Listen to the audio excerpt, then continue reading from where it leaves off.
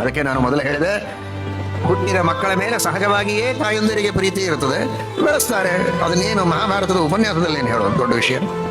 ಉಪನ್ಯಾಸ ಬಿಡಿ, ನಾವು ಹೇಳ್ತಾ ಇರೋದು ಇವತ್ತು ಮಹಾಭಾರತದಲ್ಲಿ ಯಾಕೆ ಬರಬೇಕು? ಅದೆಲ್ಲರಿಗೂ ಸಹಜವಾದ ಪ್ರವೃತ್ತಿಯೇ ಇದೆ. ಮಕ್ಕಳು ಅಂದ್ರೆ ಪ್ರೀತಿ ಇರುತ್ತದೆ, ಬೆಳೆಸ್ತಾರೆ. ಅದನ್ನು ಹೇಳಬೇಕು ಅಂತೇನಿಲ್ಲ, ಮಹಾಭಾರತ ಕೇಳದೆ ಇದ್ದವರು ಬೆಳೆಸ್ತಾರೆ. ಅದಕ್ಕೆ ಆ ಒಂದು ಸಾಮಾನ್ಯ ಪ್ರೀತಿಯಿಂದ ಬೆಳೆಸುವುದು ಮಾತ್ರ ಅಲ್ಲ, ಅದೊಂದು ಸೇವೆ, ಅದೊಂದು ಕರ್ತವ್ಯ ಕರ್ಮ, ಅದೊಂದು ಹರಿಪೂಜೆ ಎನ್ನುವ ದೃಷ್ಟಿಯಲ್ಲಿ ಅವರನ್ನ ಪಾಲನೆ ಪೋಷಣೆ ಮಾಡಬೇಕು, ಬೆಳೆಸಬೇಕು. ಯಾವ ಸಂದರ್ಭದಲ್ಲಿ ಕೋಪ ಮಾಡಿ ಅಥವಾ ಕೋಪವನ್ನು ತೋರಿಸಿ ಅವರು ಮಾಡಿದ ತಪ್ಪನ್ನ ತಿಳಿ ಹೇಳಬೇಕೋ ತಿಳಿ ಹೇಳಬೇಕು.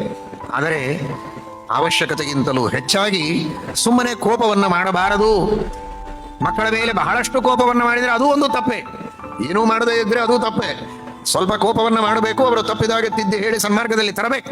ಆದರೆ ಅವಶ್ಯಕತೆಗಿಂತಲೂ ಹೆಚ್ಚು ಕೋಪವನ್ನು ಮಾಡಬಾರದು. ಶಾಪವನ್ನಂತೂ ಕೊಡಲೇಬಾರದು. ಕೆಲವರು ಸಿಟ್ಟಿನಲ್ಲಿ ಏನೇನೋ ಶಾಪ ಕೊಡ್ತಾರೆ. ಯಾರಿಗೆ ಕೊಡ್ತಾ ಇದ್ದಾರೆ? ತಮ್ಮ ಮಕ್ಕಳಿಗೇನೆ. ನಾಳೆ ಅವರಿಗೆ ಕಷ್ಟ ಆದರೆ ತಂದೆ ತಾಯಿಗಳ ಮಾತಿನಲ್ಲಿ ಸಾಮಾನ್ಯ ಶಕ್ತಿ ಇಲ್ಲ, ಬಹಳ ದೊಡ್ಡ ಶಕ್ತಿ ಇದೆ. ಭಗವಂತ ಅವರಲ್ಲಿ ನಿಂತು ಆ ತರಹ ನುಡಿಸಿದ್ದಕ್ಕೆ ಏನಾದರೂ ಅವರಿಗೆ ತೊಂದರೆ ಆದರೆ ದುಃಖ ಪಡೋದು ಮತ್ತೆ ತಾವೇ ತಾನೆ. ಹಾಗಾದ್ರೆ ಅದು ಅವರಿಗೆ ಶಾಪ ಅಲ್ಲ, ತಮಗೆ ಶಾಪ. ದುಃಖ ಪಡ್ತಾರೋ ಇಲ್ವೋ ಆ ವಿಚಾರ ಬೇರೆ, ಆದ್ರೆ ಶಾಪ ಕೊಡೋದೇ ಒಂದು ಪಾಪ, ಕೋಪ ಮಾಡುವುದೇ ಒಂದು ತಾಪ.